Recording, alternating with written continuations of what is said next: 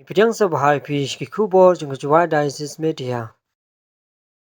Seng Rangbah Catholic Good Shepherd Parish Ladrymbai. Kalau pelong ya annual seminar kebakat nyau, bat ka annual meet kebakat kendai, hakakat saw bat kat santri benai risau arjar arpulai, pohol junggu Good Shepherd Parish Ladrymbai. Ya ka team hagas ni seminar la shim nang ka city Paulus Apostol Titus, la nong baar dekat kebasan kebaong.